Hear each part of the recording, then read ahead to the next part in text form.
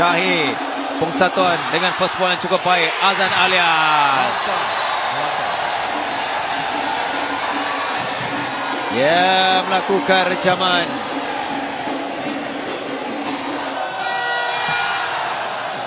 Naik Syahir. Akasid. Zaim sayang. Zaim dah tunggu. Dah berada pada kedudukan yang tepat. Kaki kiri dia naikkan bola. Tapi agak liar bola pertama itu. Tackling yang tak berjaya. Maju tepat kepada Pongsatuan. Bola kedua jauh untuk Azlan. Amirul Zazwan menaikkan bola kedua. Tidak dilayan oleh pengadil. Walaupun reaksi Zaim menyatakan ada 4 sentuhan.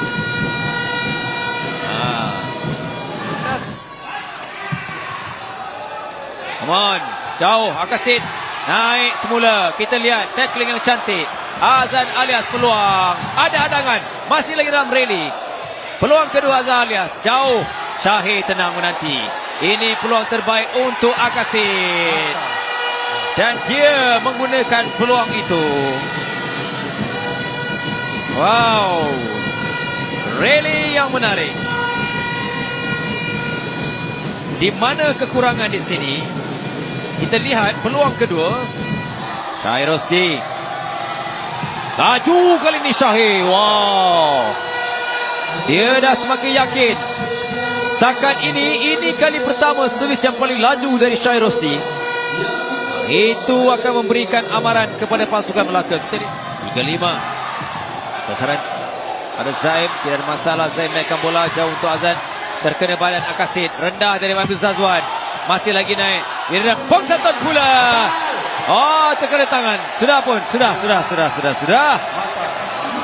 Pengadil yang mengangkat tangan nyatakan batal. Sekali dengan Pongsatuan juga membantu.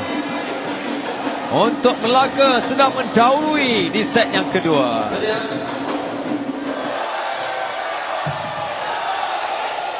Satu naik tinggi kepada Azlan. Tinggi juga ribasan Azan Alias.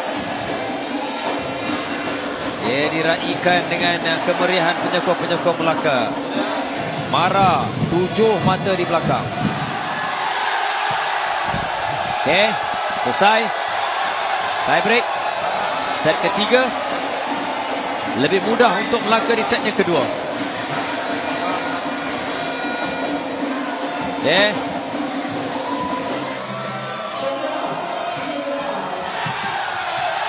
Syahir terkena kali ini. Lewat dia hulurkan kaki menutup ruang sasaran 3.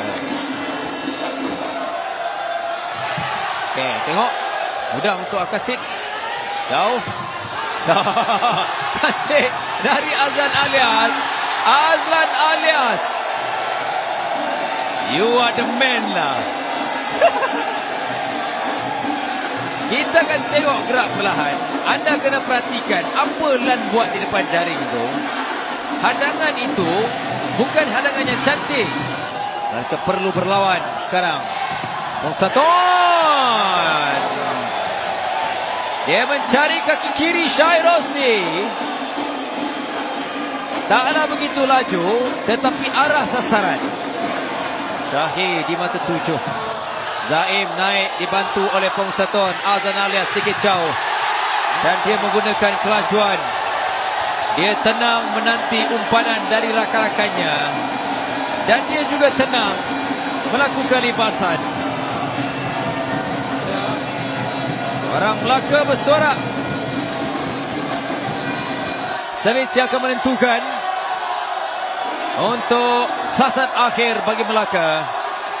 Syahir naik daripada Pongsatuan. Bola kedua. Azan Alias. Rejamannya. Rejaman kemenangan. Dia berjaya mengelak.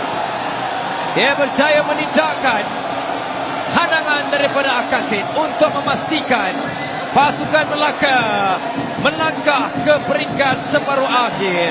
Tersenyum tuan yang terutama meraihkan anak-anaknya yang membawa nama Melaka melangkah ke separuh akhir. Perlawanan yang cukup mendebarkan. Apa-apa pun Kita disajikan dengan satu lagi aksi yang berkualiti dari pemain-pemain Melaka dan juga pasukan Melaka, pasukan Mara.